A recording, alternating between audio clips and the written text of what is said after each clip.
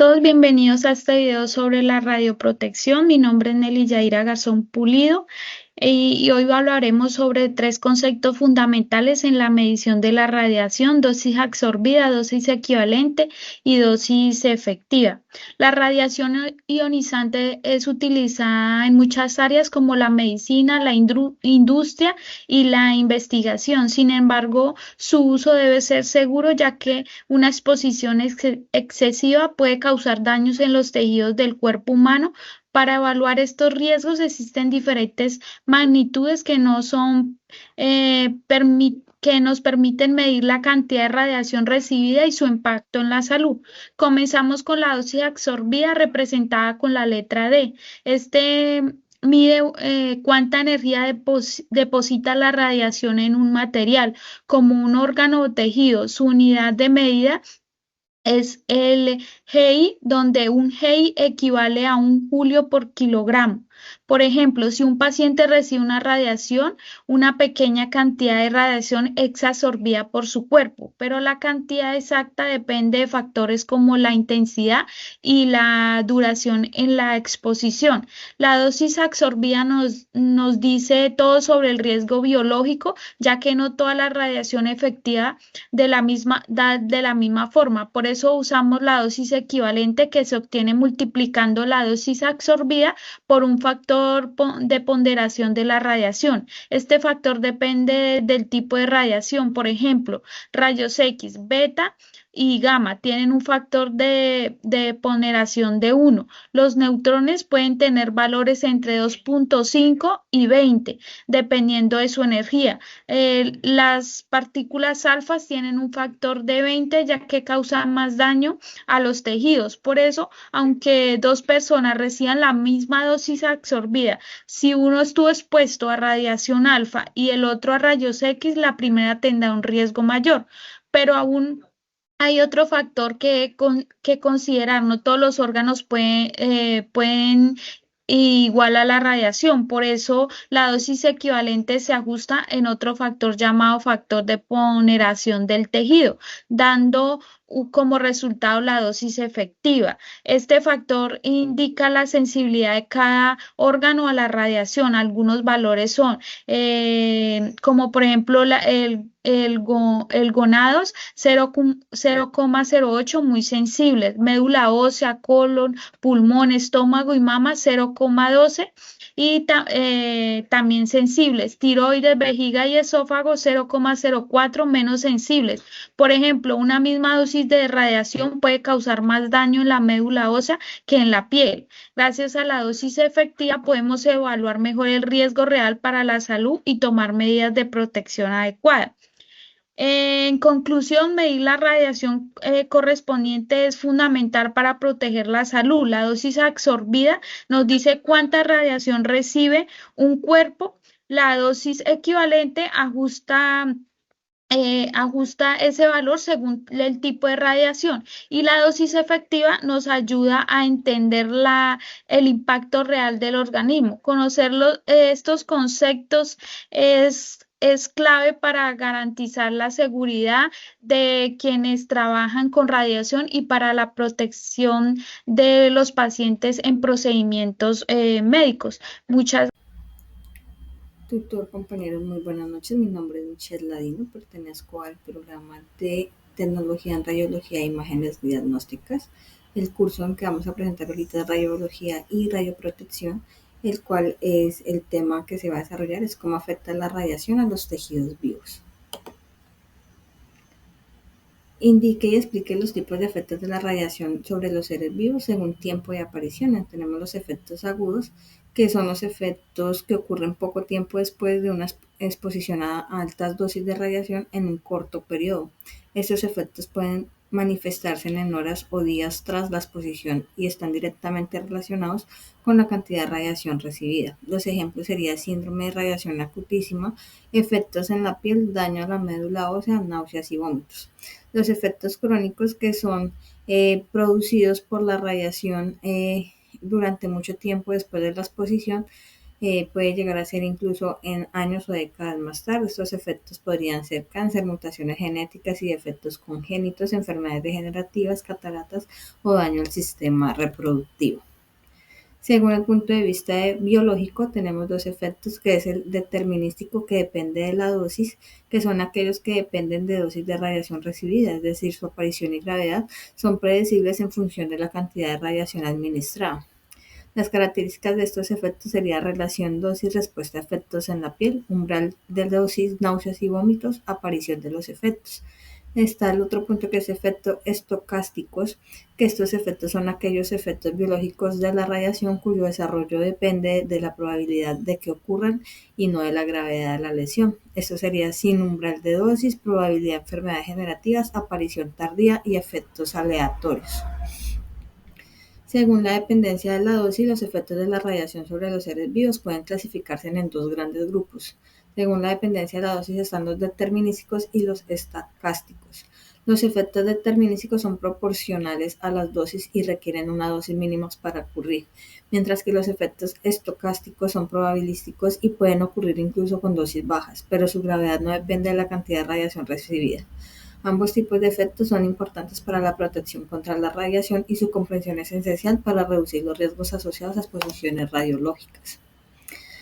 ¿Cuáles son las características de los efectos biológicos de las radiaciones ionizantes? Ionización y daño al ADN, que es el más directo y significativo de las radiaciones ionizantes sobre el ADN, ya que la radiación puede ionizar directamente los átomos del ADN o de las moléculas cercanas. Puede provocar rupturas en las cadenas del ADN, alteraciones químicas de las bases nitrogenadas o formación de radicales libres que dañan la estructura del ADN. Tenemos roturas de doble cadena de ADN. Este tipo de daño es muy grave, ya que puede ser difícil de reparar correctamente, lo que puede dar lugar a mutaciones y cáncer. Mutaciones genéticas: si el daño no se repara adecuadamente, puede dar lugar a cambios permanentes en el ADN que se transmiten a las células hijas. Esto puede resultar en enfermedades genéticas o cáncer. ¿Cuáles son los tipos de lesiones en el ADN? En el ADN son alteraciones en la estructura del material genético que pueden ocurrir por diversas razones, incluidas las radiaciones ionizantes, productos químicos o errores durante la replicación celular. Las lesiones en el ADN pueden tener diferentes grados de severidad y efectos sobre la célula dependiendo de su tipo y la capacidad de célula para repararlas. Gracias. Considerando que distintas radiaciones puedan tener diferentes capacidades para ionizar, influyendo en cómo el tejido responde a la exposición a la radiación. Por eso es fundamental comprender los efectos de la radiación en los seres vivos. Bueno, vamos a hablar de la pregunta 7, que dice que en qué consiste el síndrome de radiación aguda. Describe la secuencia de eventos ocurridos en función del tiempo y su manifestación clínica. Bueno, pues este síndrome de radiación aguda es el conjunto de síntomas que ocurren cuando una persona recibe una exposición a dosis altas de radiación. Se divide en tres etapas, las cuales son la inicial, que es la etapa de pronación, la etapa de latencia y la etapa de manifestación clínica. Entonces, la etapa inicial, pues es en el tiempo de aparición, ocurre en las primeras horas después de la exposición a la radiación. Sus principales síntomas son náuseas, vómito, fatiga, dolor de cabeza, en algunos casos fiebre. La etapa de latencia es el tiempo de aparición después del suceso.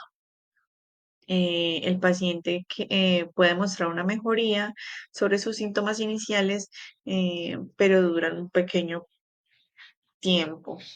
Los síntomas, pues el paciente puede presentar relativamente sentirse bien, con síntomas mínimos, aunque los órganos y los tejidos continúan en su proceso de daño. La etapa de manifestación clínica, pues esto sucede después de la etapa de latencia. eh, los síntomas empiezan a empeorar y se vuelven más graves dependiendo de la dosis de radiación recibida. Sus síntomas, pues, están daño en la médula ósea, que puede aparecer una disminución de células sanguíneas, aumentando el riesgo de hemorragias o anemias. Pueden haber daños gastrointestinales, aparición de diarreas crónicas. Esto lleva a la deshidratación y a pérdidas de peso considerables. También está el daño en el sistema nervioso central. Eso se presenta en una exposición muy elevada, muy alta. Entre ellas, pues, se pueden presentar convulsiones y pérdida de la conciencia. Continúa la fase de recuperación o muerte. El tiempo de aparición depende pues de la dosis de radiación recibida. Si la persona llega a sobrevivir a esto, puede empezar a demostrar signos de recuperación, aunque puede presentar secuelas a largo plazo. La recuperación, si la exposición fue moderada o baja, el cuerpo empieza a recuperarse, aunque la médula y los tejidos requieran más tiempo en este proceso. Y la muerte, pues cuando la exposición fue extremadamente elevada, la persona puede morir debido a la presentación de fallas en algunos órganos, especialmente en el sistema nervioso central, debido al daño que esto produce a la médula ósea.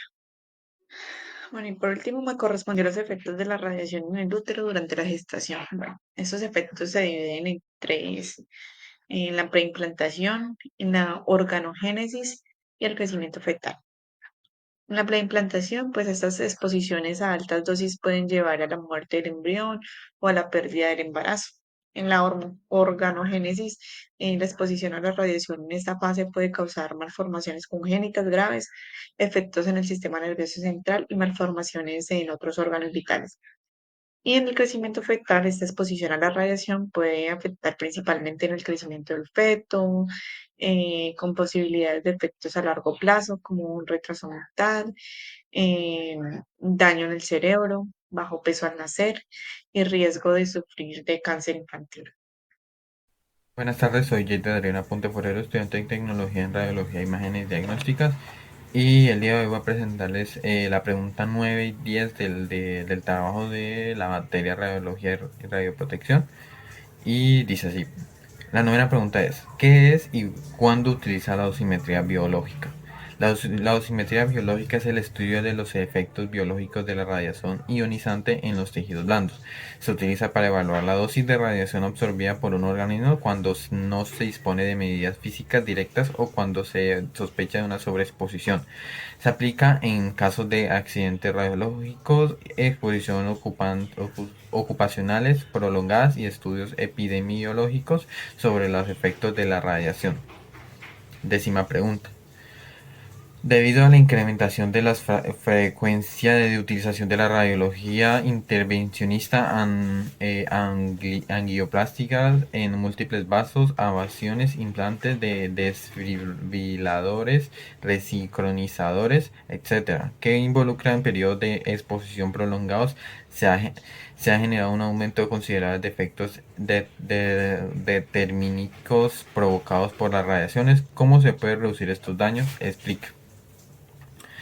Para reducir efectos determinísticos provocados por la radiación en procedimientos de radiobiología intervencionistas se deben seguir estas estrategias.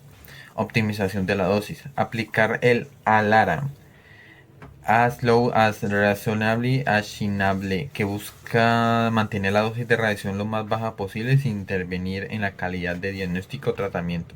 Esto es disminuir los parámetros del equipo para evitar la exposición innecesaria. Uso de barreras protectoras. El personal de la salud tiene que seguir unos protocolos importantes como utilizar chalecos plomados, gafas plomadas, pantallas móviles y protectores tiroideos para reducir la dosis absorbida.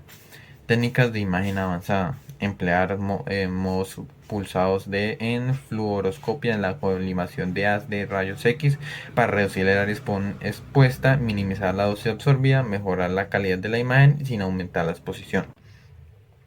La capacitación del personal. Brindar entrenamiento continuo en protección radiológica para operadores y personal expuesto. Monitoreo de la dosis. Utilizar dosímetros personales para evaluar la exposición acumulada y ajustar los protocolos si es necesario. Control del tiempo de exposición. Se debe minimizar el tiempo de fluoroscopia y realizar pausas estratégicas en procedimientos largos. Además, se recomienda una adecuada planificación para evitar repeticiones innecesarias de imágenes. Explicación.